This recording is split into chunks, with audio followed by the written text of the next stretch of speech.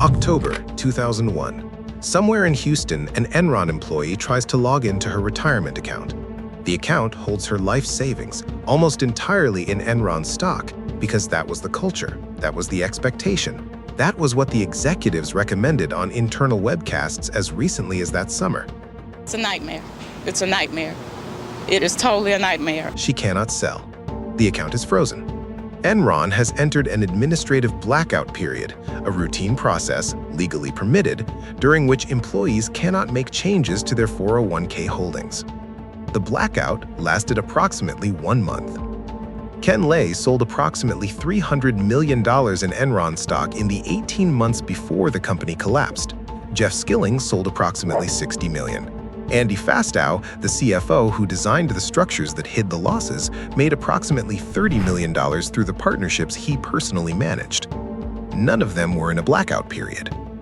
This is not a video about 10 companies that failed. Plenty of companies fail. This is about what the word failure actually means when you understand which side of the paper you were holding and who decided which side you were on.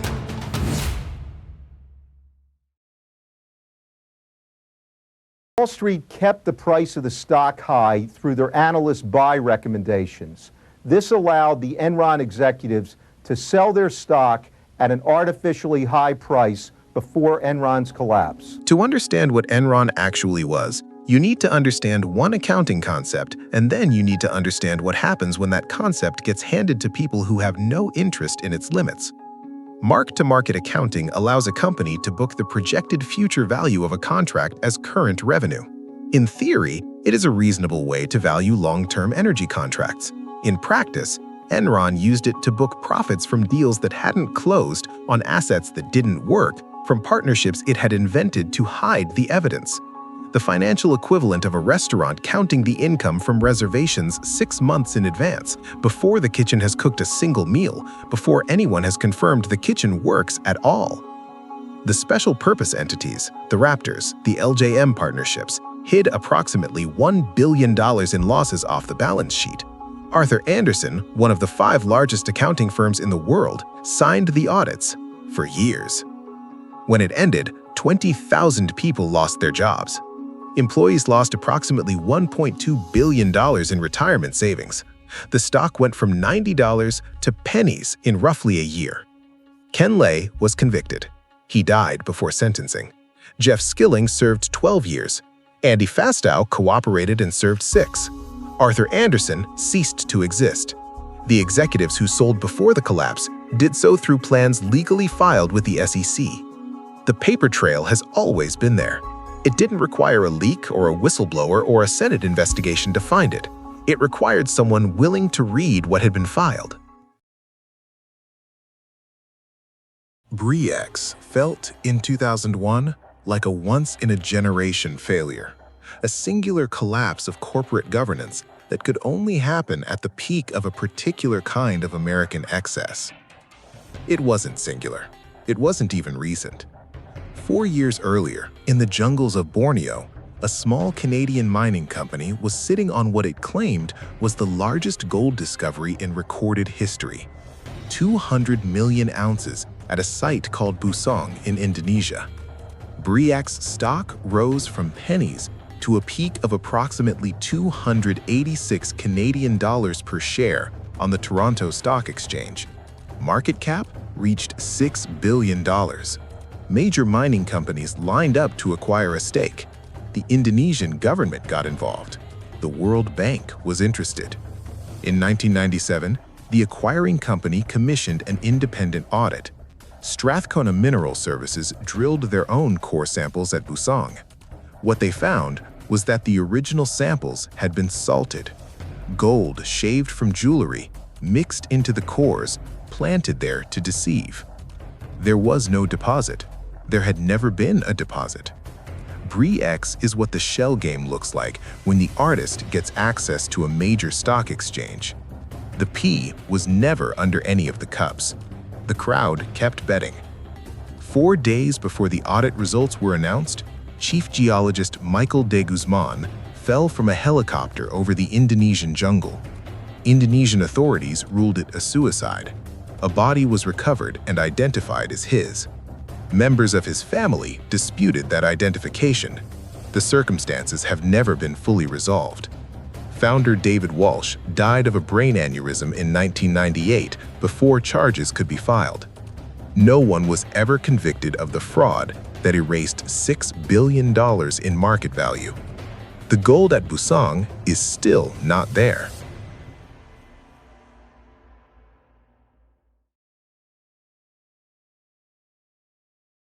Lehman Brothers was what Bre-X was in its bones, a thing that looked like value and wasn't. Lehman Brothers replicated at a scale that nearly took the global financial system with it. In March 2010, a bankruptcy examiner named Anton Valukas published a report on Lehman Brothers. It was 2,200 pages. It is publicly available. It documents in granular detail a mechanism called Repo 105. Here is how Repo 105 worked.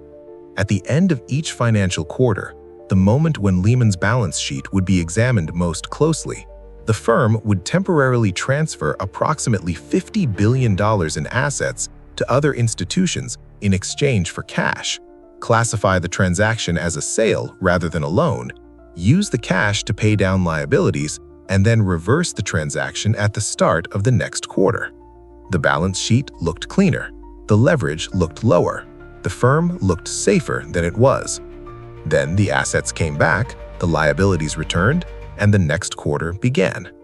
Repo 105 is the financial equivalent of hiding your credit card statements in a drawer before your spouse reviews the monthly budget, except the drawer is a legally structured accounting mechanism, and the spouse is the SEC.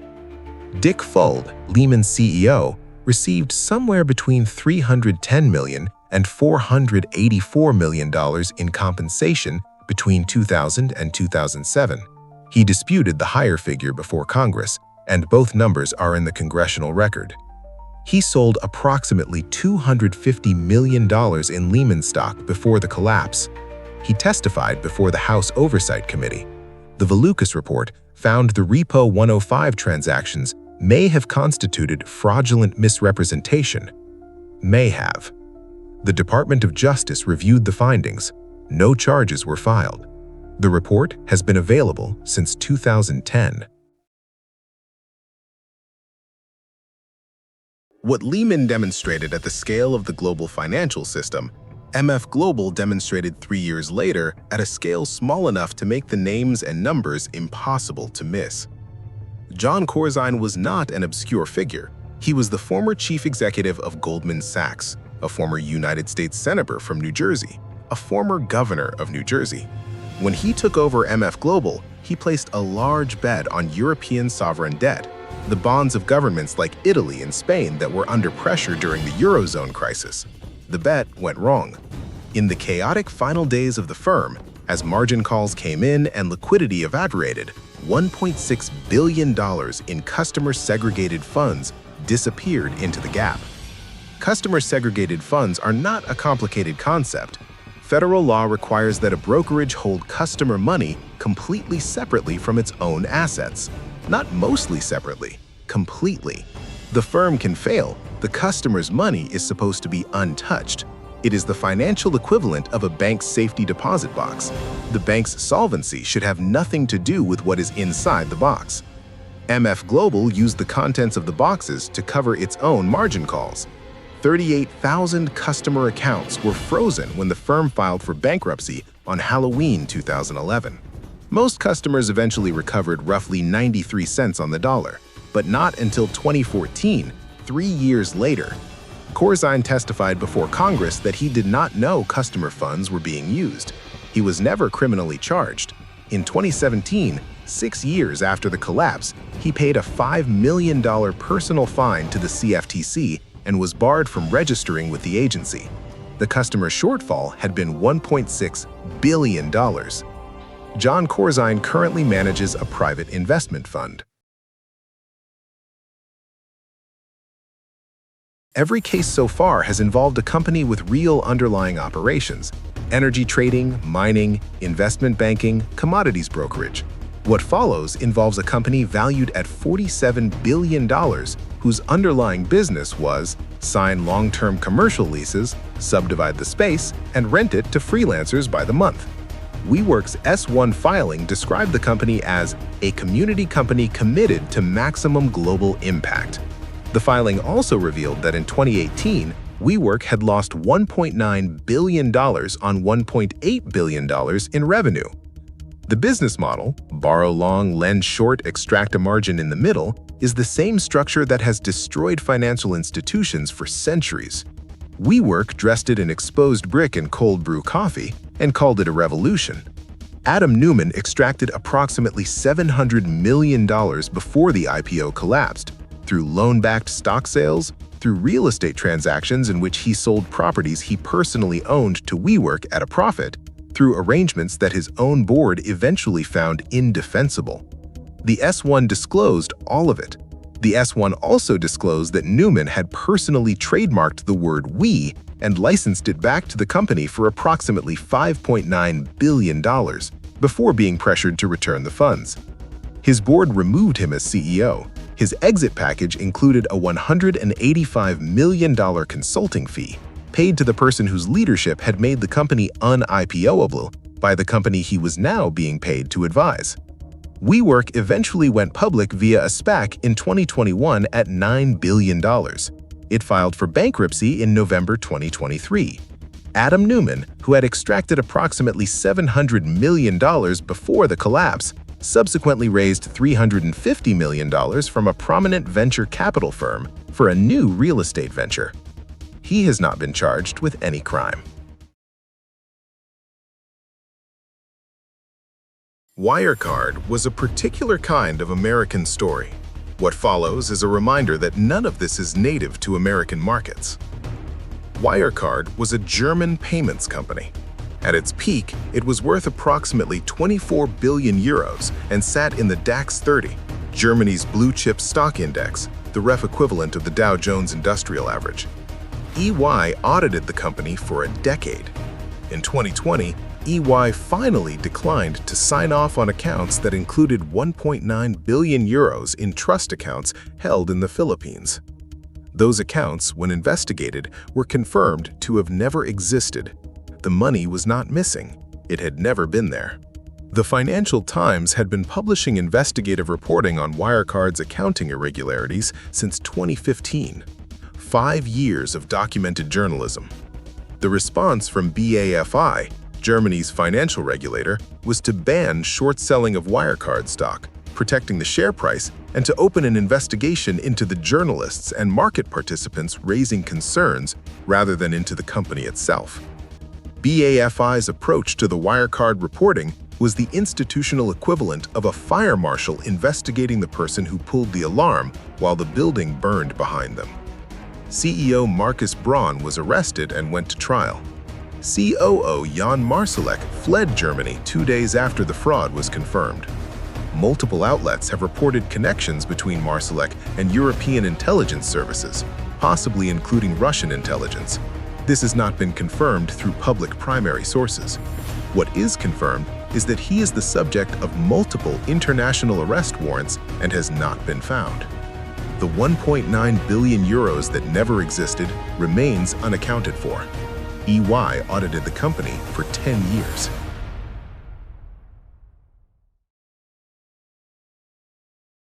In every case so far, the people who lost money were investors, institutions, and individuals who held shares in companies that turned out to be worth less than advertised.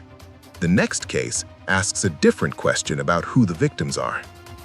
Theranos raised approximately $945 million at a peak private valuation of $9 billion on the strength of a single claim, that its Edison device could run hundreds of diagnostic blood tests from a single drop of blood, accurately, cheaply, and at scale. Elizabeth Holmes, its founder, was on the covers of magazines. She sat on distinguished boards. She gave a TED Talk. The device could not do what she said it could do. For most tests, Theranos was using commercially available Siemens analyzers and diluting patient blood samples to run them, a practice that introduced errors into the results.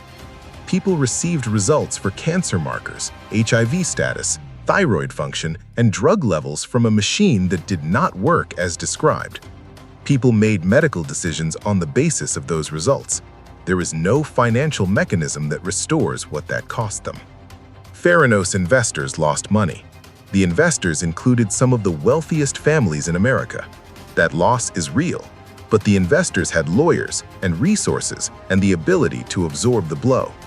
The patients who made decisions about their own health based on test results from a machine its creator knew was unreliable, they had something taken from them that cannot be returned. Elizabeth Holmes was convicted on 4 counts of fraud in January 2022 and is serving an 11-year sentence. Ramesh Balwani, the former president, was convicted on all 12 counts and is serving nearly 13 years. They are in prison. That outcome is the exception in this video. It is worth noting precisely because everywhere else in this video, it did not happen. From a fraud that took years to unravel to one that took 6 days. The Terra ecosystem, the UST stablecoin and Luna token, had a combined market cap of approximately $60 billion in early May 2022. UST maintained its $1 peg through an algorithmic mechanism. When UST fell below $1, holders could burn UST to mint new Luna, theoretically restoring the price through arbitrage. When confidence broke and UST began to slip, the mechanism required minting more and more Luna to defend the peg. More Luna meant lower Luna prices. Lower Luna prices broke the peg further, which required minting more Luna. Critics had called this a death spiral. They had published papers describing exactly this failure mode under exactly these conditions before it happened. The papers were public. An algorithmic stablecoin defending its peg in a falling market is like trying to fill a bathtub with the drain open by turning up the tap. Except the more you turn up the tap, the wider the drain gets. Between May 7th and May 13th, 2022, approximately $45 billion in value was destroyed. Blockchain analysis by multiple independent firms documented approximately $80 million in withdrawals from Luna Foundation Guard reserves in the days surrounding the collapse. Do Kwon disputed the characterization of those withdrawals. He was charged with the SEC with securities fraud, arrested in Montenegro in March 2023, and is facing legal proceedings across multiple jurisdictions. The algorithm did exactly what its critics said it would do. The market cap was $60 billion. If Terra Luna was the failure of an algorithm, a mechanism that collapsed according to its own documented design flaws, FTX was the failure of a person who had spent considerable energy arguing he was different from the people this video is about. Sam Bankman-Fried spent 2021 and 2022 presenting himself as the responsible adult in the cryptocurrency room, the billionaire who wanted regulation, who donated to pandemic prevention charities, who testified before Congress as a voice for responsible industry behavior. FTX's peak valuation was $32 billion. The FTT token, created by FTX, held as primary collateral by Alameda Research, FTX's affiliated trading firm, was the structural weakness. FTX had essentially used chips it printed itself as the reserve backing its own casino. When Binance announced it would liquidate FTT holdings, the collateral value collapsed. The line of credit Alameda held at FTX evaporated. The gap it had been filling, approximately $8 billion, turned out to have been filled with customer funds. From functioning exchange to bankruptcy filing, 72 hours. SBF donated approximately $40 million to political causes in the 2022 election cycle. Criminal proceedings established that a substantial portion of those donations were funded by customer deposits. He was convicted on all 7 counts of fraud and conspiracy and sentenced to 25 years. The technology underlying FTX, the blockchain, recorded every transaction, every timestamp, every transfer. It is publicly verifiable by anyone with an internet connection. The specific promise of cryptocurrency was that this transparency made the kind of fraud this video describes structurally impossible. The customer funds moved in full view of a system designed to make them impossible to hide. The fraud was not in the technology, It was in the relationship between two companies that shared a founder and an understanding of what the numbers actually meant, and kept that understanding to themselves. FTX collapsed in November 2022. The final case in this video is 4 months later, and in some ways it is the most instructive, because the mechanism that made it possible was not hidden in a private relationship or secret partnership, or an algorithm or a salted core sample. It was passed by Congress, signed into law, and available for anyone to read. In 2018, Congress passed legislation raising the threshold at which banks faced enhanced regulatory scrutiny from $50 billion in assets to $250 billion. The bill passed with bipartisan support. Silicon Valley Bank had $209 billion in assets at the time of its failure. Under the pre-2018 rules, it would have faced stricter stress testing and liquidity requirements. Under the rules that existed in March 2023, it did not. SVB had invested heavily in long-duration treasury bonds during the low interest rate years.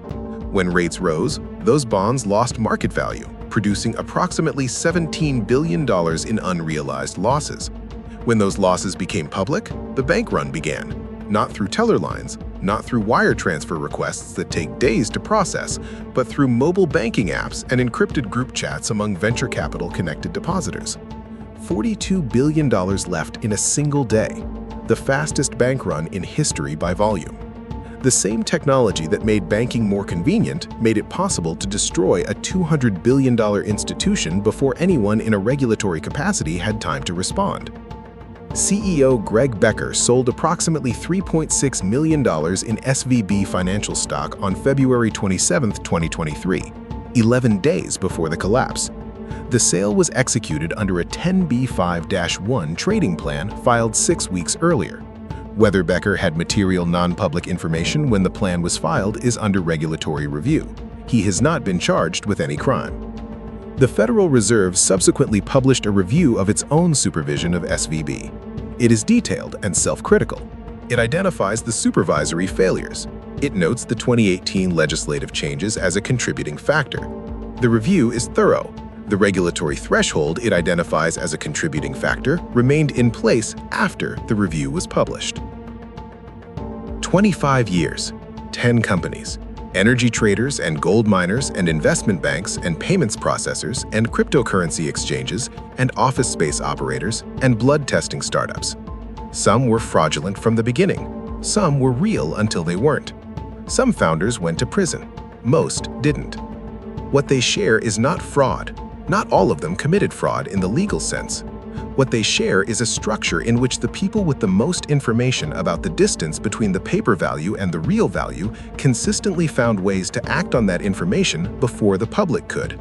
Through stock sales filed legally with the SEC, through accounting structures designed to delay the moment of visible failure, through exit packages negotiated while the company was still standing, through algorithmic designs whose failure modes were documented in papers the market continued to ignore. The paper trail exists in all 10 cases: examiner reports, SEC filings, congressional testimony, bankruptcy trustee findings, CFTC orders, blockchain records. All of it public. All of it has always been public. The system that produced these failures has reviewed most of them. In several cases, it reviewed itself. It identified what went wrong, and in almost every case, the architecture that made the failure possible was still in place when the review was finished.